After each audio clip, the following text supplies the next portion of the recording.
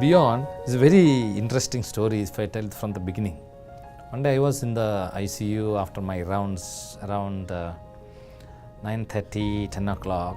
So I heard some patient is coming, patient arrested on the way in the ambulance. I was feeling like my chest, like I couldn't breathe.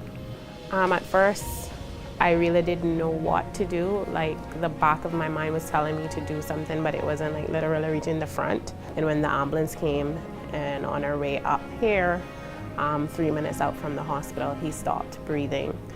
Very heartbreaking, and it was like, I just didn't know what to say. By the time we got here in the ambulance, there was a whole line of doctors outside waiting, and they immediately started working on him. At that time, I just fell apart, to be honest, but they just kept going. They didn't give up. He came back 2 times and then again we sort of lost him. So we continued the cardiopulmonary resuscitation, and then we got in a tube into his throat to sort of give oxygenation. And that's when the team decided, and Dr. Binoy walked in and he decided that should we try the ECMO. Took him to the, our whole team, you should have seen actually that everybody is up and this and doing the massage and all those things. So shifted one massage, shifted to the OT.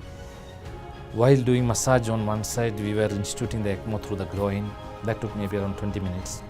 Next 5 minutes, heart slowly started beating. When the doctors met with us to get his whole medical history, that's when they came to the conclusion that they had to go and run some tests. Almost 10 years back, he had a clot in the leg veins. And he was on blood thinner, but it was, doctor told it seems he can stop after some 6 months. When I heard, I thought maybe we got the diagnosis. I took him to the CT scan room with the ECMO. So then when CT scan showed that both lung arteries are packed, completely blocked with clot. There is absolutely no blood going to the lungs. So there is only one option, surgery again. And again Dr. Binoy decided we'll go ahead and do a thromboendarterectomy. So we discussed with the family and then we took him up for emergency pulmonary thromboendarterectomy. He was going to be in there for a few hours while me and his mother and the rest of his family came up, and we just waited, we prayed, we had everyone we knew praying for him. It's again, it took almost 10 hours, the surgery. So it's very delicate. That's why this procedure is not very popular. Not many surgeons. The learning curve for this procedure is very long, very long. That's why it is still 10 to 20 hospitals it is being done in the entire world. But the surgery is so gratifying, this surgery, because I have seen the people, young people who are unconscious or who are bedridden on home oxygen, going home and back to their life. Nowadays, you really don't get that a lot in doctors who speak so highly of God. He knows that there is someone out there more powerful than him. And today we're very thankful for Dr. Binoy for what he was able to achieve under the Lord's hands.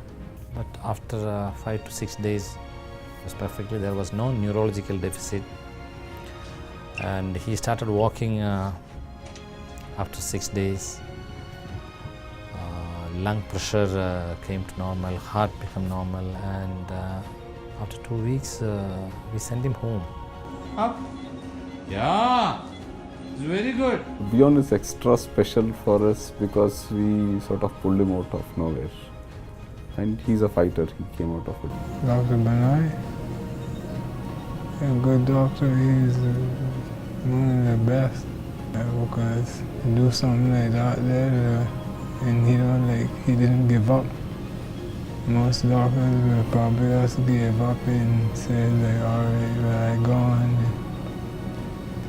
I was grateful that I here. I can have another chance and see my family and things. I don't know, God got some plan for me. I don't know what it is, but He got some plan for me.